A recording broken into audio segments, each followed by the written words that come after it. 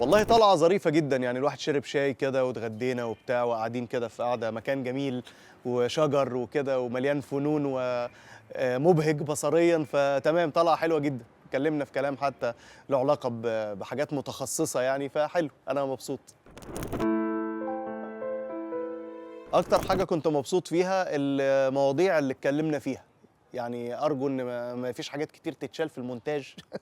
يعني اتكلمنا في بعض التفاصيل كده الظريفة حوالين مواضيع ليها علاقة بعلم النفس الإيجابي والإدارة وحاجات بتهمنا في الحياة، فظريف، أنا استمتعت بهذا الحوار. أحب أشوف في الطلعة مع نهاد فاروق حسام محفوظ.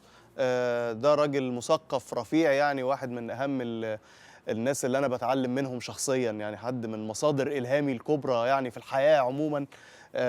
مهندس ومُعِد برامج وراجل من المثقفين والمفكرين رفيعي المستوى يعني، أتمنى فعلًا إن أنا أشوف الحلقة دي، يعني هاكون مستمتع جدًا وأنا باشوفها.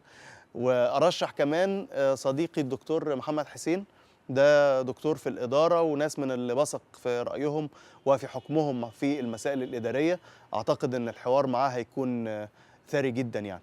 وما فيش اسم تالت في بالي بصراحة، يعني هم دول اللي جُم على بالي حاليًا. أحب أقول لنهاد good luck وأتمنى البرنامج ينجح ويكون في كوكبة كبيرة من الضيوف وتتكلموا في مواضيع مختلفة وفي مقومات حلوة يعني التون بتاع البرنامج واللغة البصرية بتاعته حلوة، فأتمنى له وليكِ يا نهاد كل النجاح.